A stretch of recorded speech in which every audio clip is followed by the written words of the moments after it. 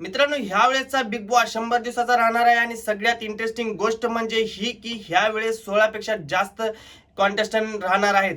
तर मित्रांनो, चला मग व्हिडिओला सुरुवात करूया लगेच. त्याआधी सांगतो मित्रांनो, तुम्हाला व्हिडिओ जर नवीन असाल तुम्ही तर सबस्क्राईब करून घ्या आपल्या चॅनलला, कारण की आपल्या चॅनलवर सगळ्यात महत्त्वाच्या गोष्टी आणि सगळ्यात अगोदर व्हिडिओ पडतात. बिग बॉस सीझन 6 बद्दल सगळे अपडेट आपल्या चॅनलवर आलेले आहेत आणि कॉन्टेस्टंट लिस्ट पण मित्रांनो आपण उद्याच्या व्हिडिओमध्ये घेऊन येणार आहे. त्यामुळे आपल्या चॅनलला सबस्क्राईब नसेल केलं तर सबस्क्राईब पण करून घ्या. तर चला मग व्हिडिओला सुरुवात करूया लगेच.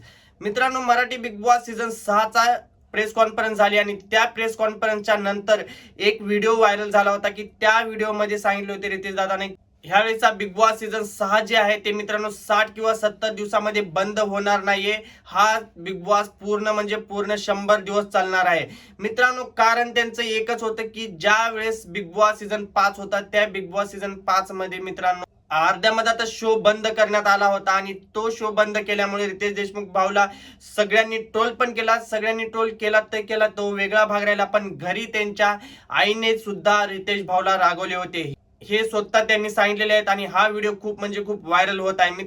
म्हणूनच मित्रांनो, रितेश भाऊने जो करार असतो त्यांचा करार साईन करते वेळेस सांगितलेला आहे की शो अर्ध्या मधात बंद होणार नाही आणि हा शो पूर्ण म्हणजे पूर्ण 100 दिवस चालणार आहे मित्रांनो. आता सगळ्यात महत्वाची गोष्ट ही म्हणजे की बिग बॉस सीझन 6चा आणखीपर्यंत टायटल सॉन्ग आलेला नाहीये.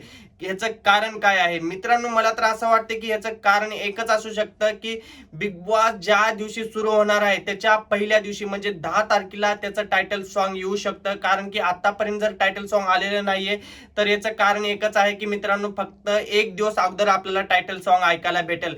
आणि कॉन्टेस्टंट लिस्ट पण मित्रांनो माझ्या मते तर मी उद्या लिस्ट जे काढतोय त्या लिस्टनुसार तर मित्रांनो त्याच्यातले 60-70% तर लोक जाऊ शकतात.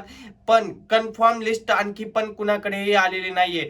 काय याचं कारण आहे आणि काय नाही ते कुणालाच माहिती नाही. मला तर असं वाटतंय आता की शो पुढे ढकलणार आहेत का? कारण मित्रांनो आतापर्यंत जर यांचं कॉन्टेस्टंट लिस्टच देणं झालं नाहीये तर शो 11 तारखेला कसं चालवणार? जर आपण हिंदी शोला बघायला गेलं तर मित्रांनो हिंदी शोचा जो भाग असतो 1 ते 2 महिने मित्रांनो अगोदरच कॉन्टेस्टंट लिस्ट पण ते सांगून देतात की हे कॉन्टेस्टंट येणार आहेत बिग बॉस मध्ये म्हणून.